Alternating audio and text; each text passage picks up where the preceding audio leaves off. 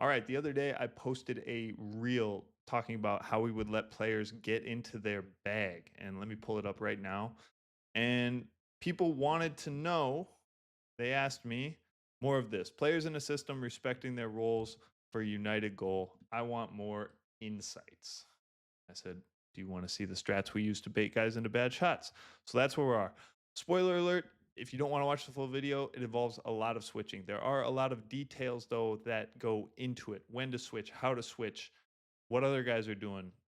A lot of details. The execution is in the details. And we are going to use a fairly famous game to show this point. Maybe you guys recognize where this is coming from. But if you don't, just take a listen to what happens. This is from the G League United playing Unicaja Malaga in like a preseason champion tournament a few years ago. Every single one of us, nigga, we all are better than this shit. Our dream is not to play fucking ACB. Our dream is not to play fucking Euro League. Our dream is to play in the fucking National Basketball Association, nigga, to make millions and fucking hundreds of millions of dollars. This shit, what they doing to us is embarrassing. It's unacceptable. We gotta change the tide now. Okay, so the reason why we're looking at this game is because Malaga put on an absolute clinic using the concepts that we used, and their coach, Ibon Navarro, is a genius. Now, to be fair, full context for this game, the G League NBA United, it was sort of an all-star team that they threw together, and they are playing against championship teams who have been together for years, got guys who have been playing in the same system for years. So they are at a clear disadvantage. But the clinic that Unicaja put on is still very impressive. Let's get right into the clips. And this full game is on YouTube. You guys can just go and watch it. And this fits right into my learning style with my program, with my online program, because you got to watch the full games. You got to absorb this information, and picking apart clip by clip by clip by clip, it doesn't give the same message because you want to see the good with the bad and understand how it works over the course of a game. So here we go with Malaga. Malaga's in green. The G League team is in white. Okay. So first possession, we're going to see a 4-5 switch right here. 4-man on the ball. 5-man's going to switch right here. Now watch where he switches. Not super aggressive, not like a show switch, but he's high. His foot's on the 3-point line, and he's getting his hand in there to draw things up. Broderick Thomas needs to pass up. Shout out former Truman State Bulldog. We went to the same university. He's a much better player than I am. But yeah, it's a pretty cool little mini story with inside this story. So now it becomes one-on-one. Okay? Good help right here. This is another thing. Danger levels. Okay? You're forcing guys into the help.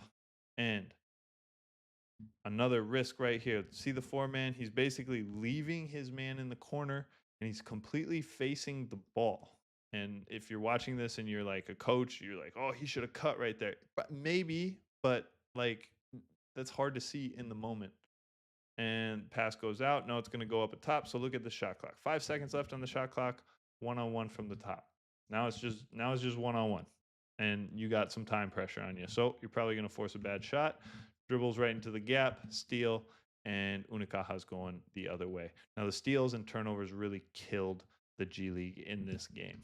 Okay, next one. We're going to have a good switch here, plus pressure, okay?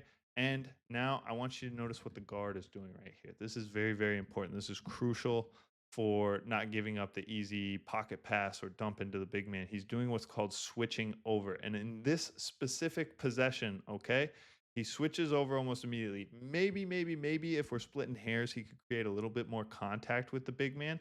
But see how he's facing down, and he's able to just pass this guy off to the 4-man. And then they switch outside of that. And it's called switching on 3. But these guys do such a good job. Now there's a 4th guy in here as well.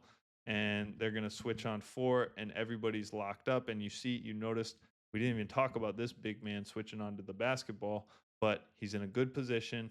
He's putting a decent amount of pressure on the ball, and now there's 5 seconds left on the shot clock. And for all the other comments on my Instagram thing that said, well, dudes are still going to get in their bag, they're going to get busy. Yes, That will happen, but we're playing the percentages. So BT right here, he's going to drive, hit a nice little turnaround jumper. That's what you give up. Okay, that's what you give up. And even watch Unicaja's coach in the corner here. Watch right after he makes the shot. Slow down. He's going to give a little nod because he knows. He knows. Hey, that's a tough shot. That's what I want to give up. Respect to the player. We're playing the percentages. That's what we're willing to give up. Okay, another example of a switch over. Okay. Another big thing here too with the bigs, there's always contact with their man as they're going to set on the screen or going to set a screen. I see that a lot in high school and even in college basketball, but just you don't have to be physical with him, but you just if you touch him, you know where he is and you can kind of sense where he is out of your peripheral vision. And if he's going to slip or cut or roll, you're going to be right with him. It's a great strategy. It's a great tactic, and you'll see it all the time at the NBA, EuroLeague, high level basketball. Okay. So you see his positioning, the big's position. He is ready to go. Could he be a little bit more aggressive? Maybe, but then you risk giving up a split. So his positioning is great. Number 6, a switch over. Now there's going to be no switch on 3 in this particular situation. The 4-man who was right here who did the switch on 3 earlier, not going to happen on this possession. Okay. And now it's 1-on-1. And now look, this is the big man. I think he could have put a little bit more pressure on. You're taking a risk, giving a very talented player an opportunity for a clean step back look. But watch this contest. This is super, super, super important. Just a fine detail. He passes on the shooting side of the guy. Now, this makes a difference. And I can prove it to you if you go and you do one little drill. Okay. What I mean, passing on the shooting side, when you go to shoot, you pass on this side of the guy. Do this one little drill. Okay. This is a tidbit for all you people who are doubters. Have a guy stand at the top of the key, have another guy, a defender with the basketball, start with both feet inside the paint. Guy with the basketball passes to the shooter and has to close out to him. Only rule is he cannot touch the basketball and he cannot touch the shooter. And the shooter can only catch and shoot. Okay? Just feel what that's like and see as a defender how close you can get the guy. And remember, in this drill, you cannot touch, you cannot block the shot, you cannot touch the guy. And just feel what that's like. It screws up the rhythm. It's actually a great shooting drill. One of my favorites. Got me a lot better. So go ahead, take that one. But it's a very, very important detail in this situation that forces this miss. And they're going to get the offensive rebound. And now this is very, very important. Okay. If you are big and you find yourself in a mismatch situation, look, this is BT right here. Big man knows he's at an advantage on the perimeter guarding a talented one-on-one player. So watch what he does right here. Right now, he has what's called an open stance. Like he's in the gap. He's protecting against the drive. He's going to go just real quick, 2 seconds, close his stance, put a little pressure, create just enough doubt in the ball handler's mind so he goes away. That little 2 seconds of defense, 2 seconds of extra pressure without overextending himself is the difference. You can see he forces the basketball away from him, and now he doesn't have to defend one-on-one on the perimeter. That is great, great, great defense. Okay, another switch here, another switch over here, and I think 55 could be a little more physical in this one, but with 5 seconds on the shot clock, you don't really want to risk running a foul. And anyway, like we talked about earlier, G League players are talented. That's a tough bucket. 2.3 seconds on the shot clock, midi, contested, jumper. Good shot. You live with those as a coach and as a team. Okay? Now, this is another switch on 3 here, and this is where I think it's so important to watch a full game and watch the team, because you're going to notice we saw 55 just switch over but not create a lot of contact. And this player right here, we can't even see his number, but the guy who's switching on to number 11, watch him. Watch how physical he gets. Number 4. He's just physical, just driving this guy nuts until he can pass him off. This is great communication in the back line from number 3 to rotate over. And now it becomes one-on-one. Okay, let's go back and focus on the big man on the switch. Okay, contact right there, and he's there. Okay, look at his stance. Look how high he is. He doesn't let the guy with the ball come off, get some speed. He immediately stops him. Now this guy has to make a decision of what to do, because it's a little tricky. There's 10 seconds left on the shot clock. Do I just ISO right away? Now, if there's 6 seconds, there's no doubt about it. You're not giving that thing up. You're going to work.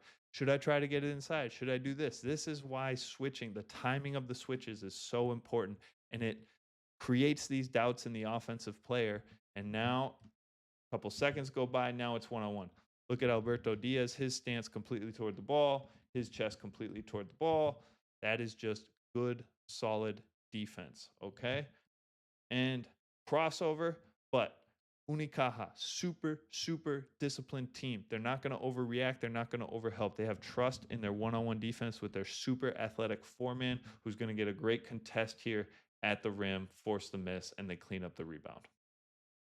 Just good basketball. Okay. Okay. Now we're into the second quarter, and this is where Unicaja is going to start doing a little more 2-on-2. Just keep the ball screen 2-on-2 with no overhelps. All right. So we're going to see here, not exactly contact, but big man is high. He's aware. Okay. Number 11 does a great job of getting over the screen, but you can tell by the big man's position, he forced the ball handler, number 5, to take an extra half second back, and that allows number 11 to get back in front, forces him to cut off, and into a tough contested jumper. Did you notice what side he passed on? Let's watch that again in full speed, actually. Okay, went back a little bit too far. That's all right. So over, pulls back. Now number 11 is going to pass on the shooting side, forces a miss. Okay, so now we have a show switch. Now you see number 11 right there. Very, very aggressive. The problem with the show switch is you're not square. You are giving up this lane.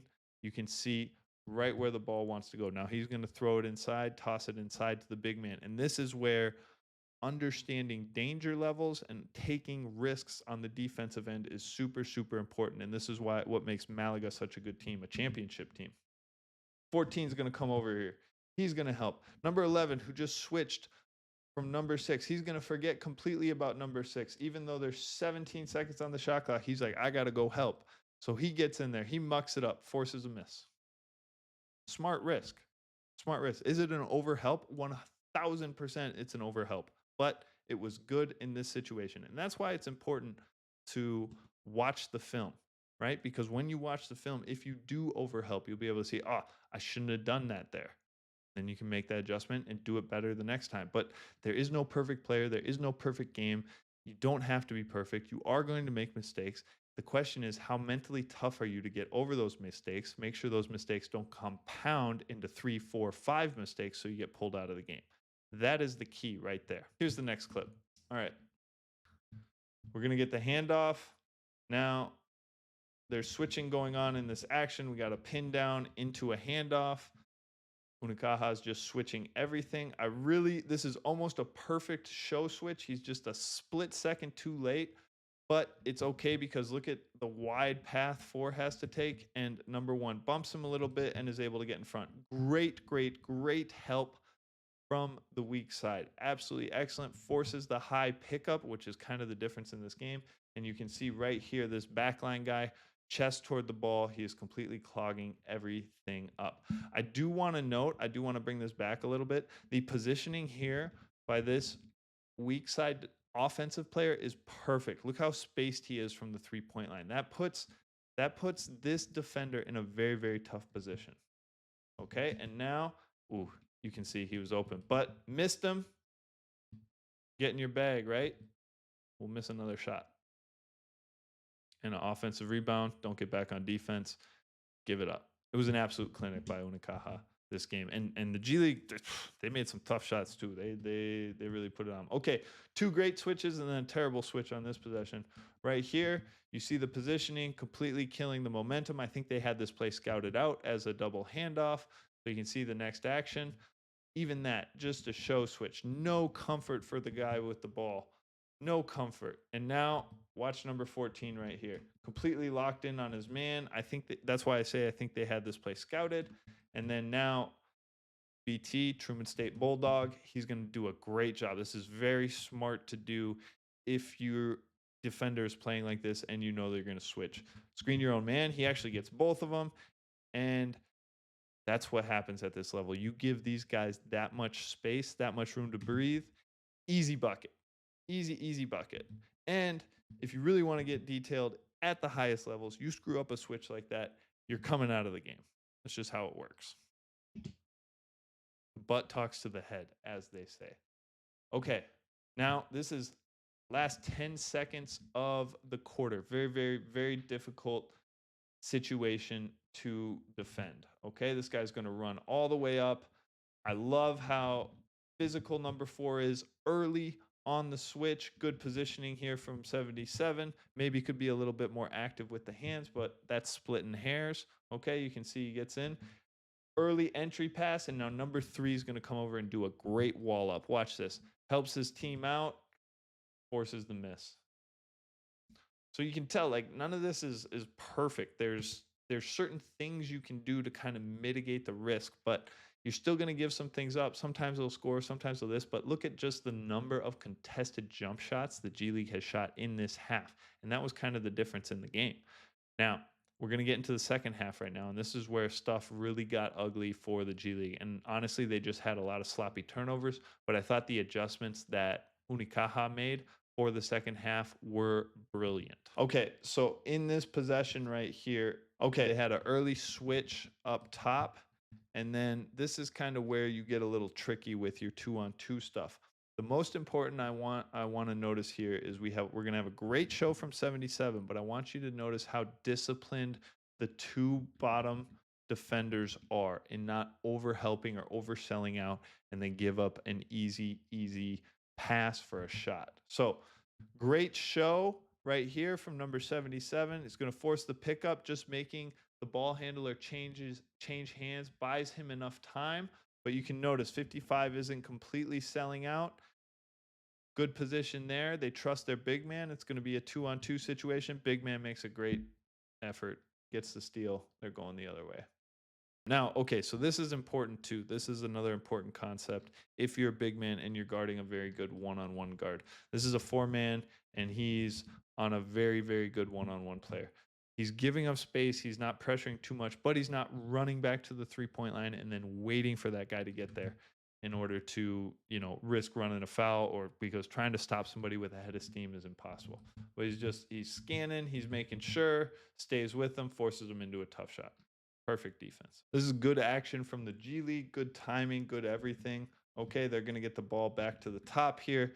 Big man's coming up from the block to set this screen, and number 4 does a great job of fighting over the top of this. 77, in my opinion, is a little late, definitely based on how they've been defending ball screens in this half. But like I said, it's not going to be perfect every single time, and watch them improvise and get the stop. So number 4 is going to stay with, and number 5, the guy with the ball, he's going to seal him off. And now they recognize, okay, we can just peel switch right here in this situation. Active hands from 77. Picks up the ball, gets a great contest. Number 4 slides over to box out the big man. Really, really good basketball. So as he's battling with him, now the other big man for Unicaja is going to come get the ball. Quick outlet. Now the big man who contested the shot, guess what he's going to do? He's going to run down and punish him. Absolute clinic right there, even when it wasn't perfect execution for the scheme that they wanted to do. Okay, now here's another tactic. This is the only example in this game, but I've seen teams do this a lot, where if you have a great driver towards one direction, like let's say he's very good going to his right, teams will go under going that way and then go over coming back. And I think 77, again, he could have been a little bit more aggressive in this one, especially with 5 seconds on the shot clock. But like I said, I don't have to be perfect. Now they end up messing up this switch. Nice little step back right here, and they make the long 2. But that's a long jump shot with 2 seconds, 3 seconds on the shot clock. Once again, you're playing the numbers. It's going to work out for your team.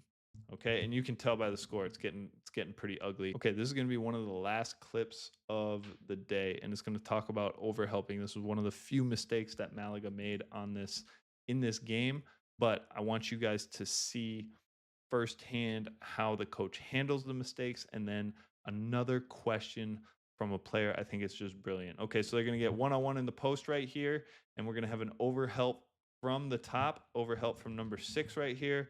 They go inside out. Boom. And now Unicaja is going to call a timeout immediately because they don't want to let any momentum for the G League, and this cut it to a 12-point game. So let's go right to the timeout. Okay, here's the timeout. I'm gonna have it turned up on the desktop here, but I'm gonna talk our way through it. I'm not gonna put subtitles because the subtitles from this YouTube video actually stink. So please, if David can under control this one-on-one, don't get deep from this guy at the top. Don't get deep from this guy at the top. He's basically saying don't overhelp from the top, which is exactly what we just saw because he has confidence in his big man to handle the situation one-on-one. And he's going to repeat that now as well.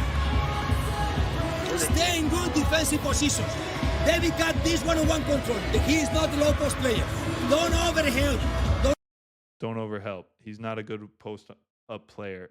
Handle it one-on-one. They need threes. When they go inside, they get crushed.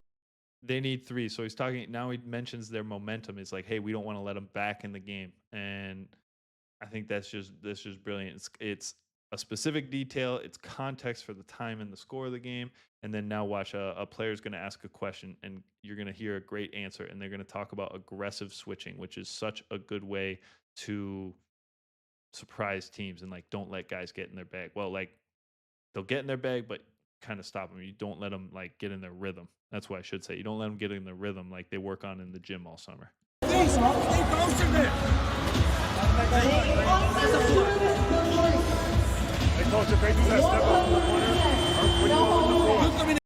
So he said, Coach, if they do that step up from the corner, what do you want us to do? And the first thing out of Coach's mouth was good communication. Okay, this is not like at the top. Okay, so it's go. You can switch aggressive. Vale?